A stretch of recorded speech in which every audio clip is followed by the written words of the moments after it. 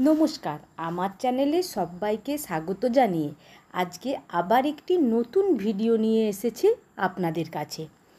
আজ আমি এই ভিডিওতে স্বামীজির বলা কতগুলি উপদেশ আপনাদের বলে শোনাবো, যা শুনলে আমাদের বিভিন্ন পরিস্থিতিকে মোকাবিলা করার শক্তি যোগাবে, আপনার সকল সমস্যার সমাধান করবে। এই মূল্যবান উপদেশগুলি একবার শুধু মন দিয়ে এই কথাগুলি শুনুন আর তারপর নিজের জীবনে প্রয়োগ করুন।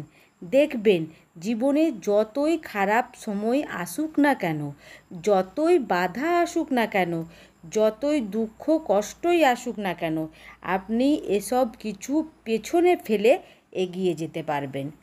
কোনো কিছুই আপনার চলার পথে বাধা হবে না, কোনো কিছুই আপনাকে হারাতে পারবে না। একদিন দুনিয়া আপনার সামনে মাথা নত করবে। তাই ভিডিওটি মন দিয়ে শেষ পর্যন্ত শুনুন। স্বামীজি বলেন, কখনো নিজেকে দুর্বল ভেবো না, তোমাকে শক্ত ও সবল হতেই হবে। অনন্ত শক্তি তোমার ভেতরেই আছে। আমরা অনেক সময় কিছু কাজ শুরু করলে বাধার সম্মুখীন হই। নানা রকমের সমস্যা আমাদের ঘিরে ফেলতে শুরু করে এবং ধীরে ধীরে আমরা নিজেদের দুর্বল ভাবতে শুরু করি। মনে করি আমি এই সমস্যা থেকে আর বের হতে পারবো না।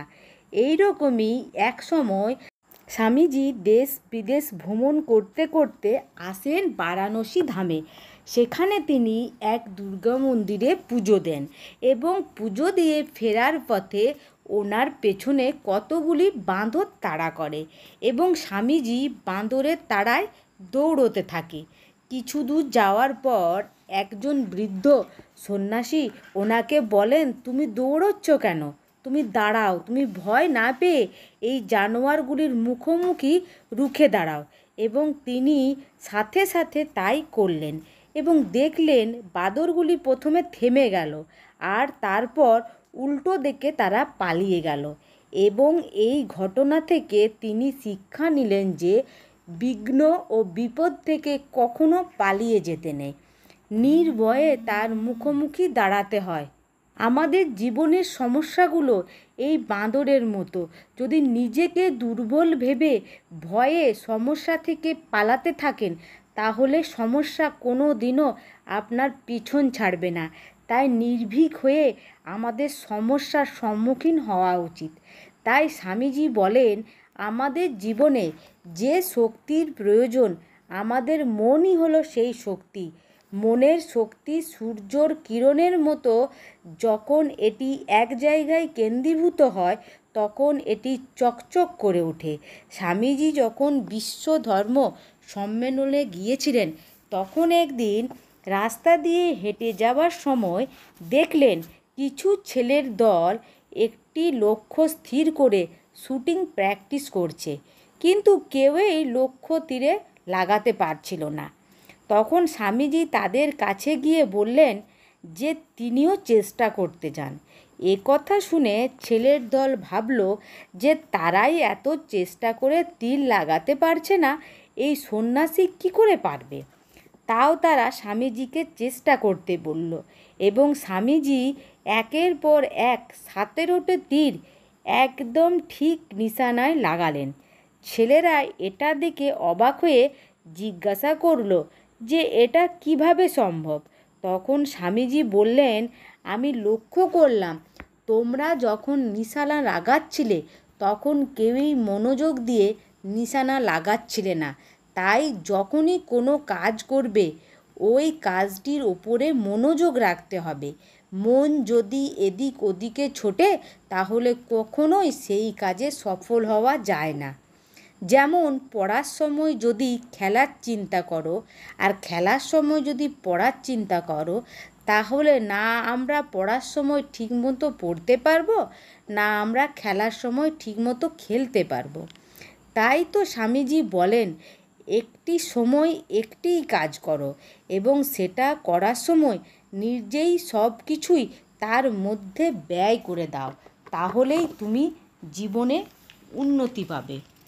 বন্ধুরা, আমরা কোনো কিছু কাজ শুরু করলে বা কিছু করার চেষ্টা করলে অনেক সময় মানুষ আছে যারা নানা রকম কথা বলে, পিছনে হাসাহাসি করে, সমালোচনা করে, আমায় ডিমোটিভেট করে।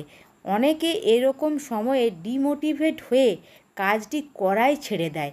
কিন্তু এই বিষয়ে স্বামীজি বলেন, যে যা বলে বলুক, নিজের কাজ নিজে করে যাও।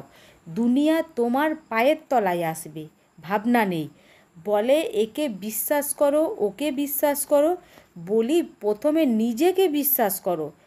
যদি নিজের ওপর বিশ্বাস থাকে তাহলে যে যা বলে বলুক কান না দিয়ে নিজের কাজ করে যাও।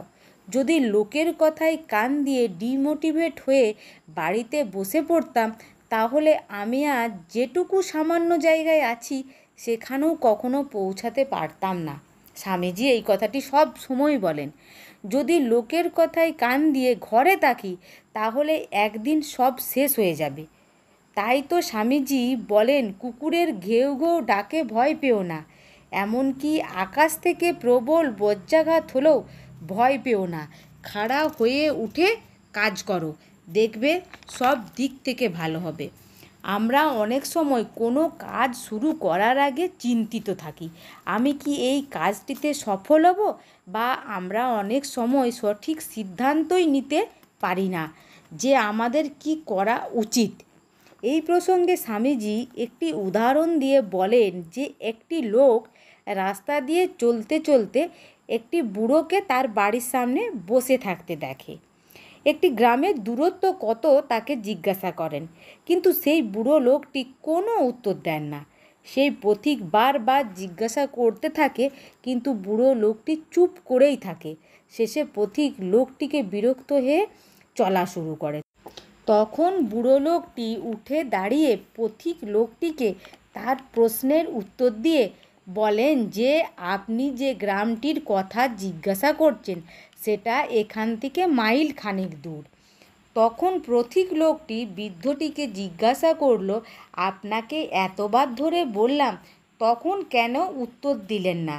তখন বুড়ো লোকটি বলে যে প্রথমবার যখন জিজ্ঞাসা করেছিলে তখন চুপচাপ দাঁড়িয়েছিলে, তোমার যে যাবার ইচ্ছে আছে ভাব দেখে তা বোধ হচ্ছিল না, সেই জন্যই আমি কোনো উত্তর দিইনি। এখন হাঁটতে আরম্ভ করেছো বলে তাই তোমাকে বললাম।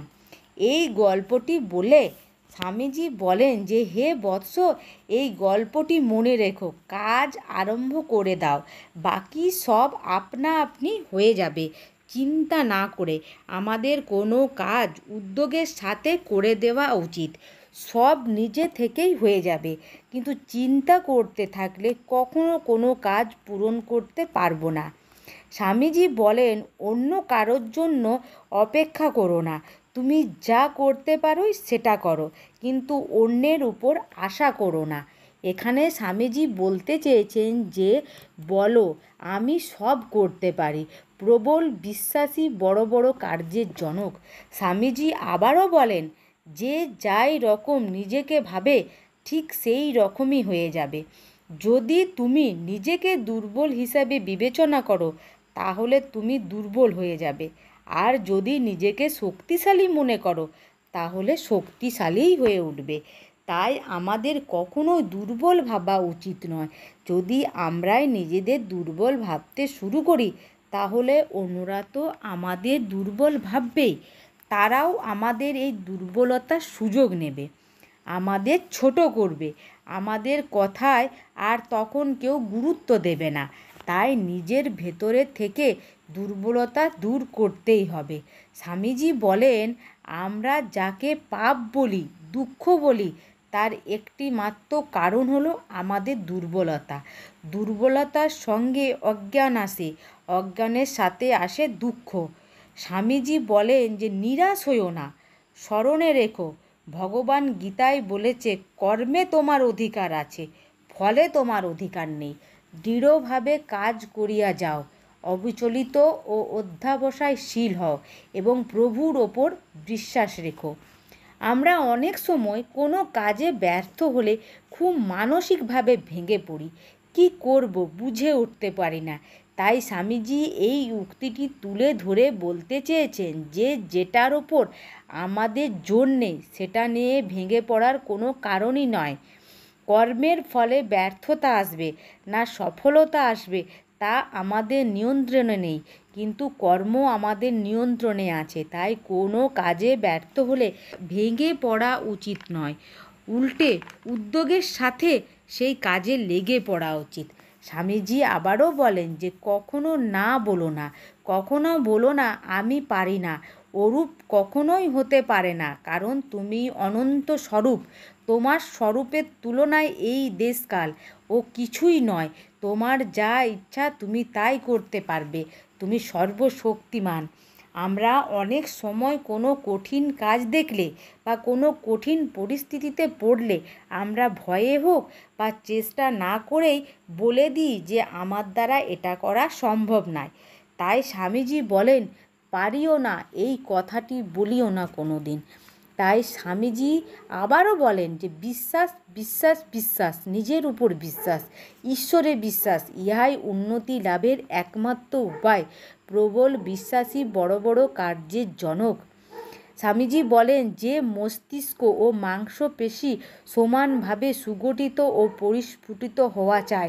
লোহার মতো শক্ত স্নায়ু ও তীক্ষ্ণ বুদ্ধি থাকলে সমগ্র জগৎ পদান্নত হয়। স্বামীজি এই কারণেই কথাটি বলেছেন যে আমাদের বড় কিছু করতে হলে শরীর ও মস্তিষ্ক এই দুটি সুগঠিত ও পরিস্ফুট হওয়া উচিত।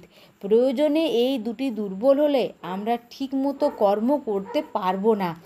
স্বামীজি বলেন কখনো বড় পরিকল্পনার হিসাব করো না, ধীরে ধীরে আগে শুরু করো, তোমার ভূমি নির্মাণ করো, তারপর ধীরে ধীরে এটিকে প্রসার করো। স্বামীজির এই উপদেশগুলি আমরা মেনে চলতে পারলে জীবনে কোনো সমস্যায় বড় হয়ে দাঁড়াবে না এবং আমরা সহজেই সমস্যা থেকে বেরিয়ে আসতে পারবো।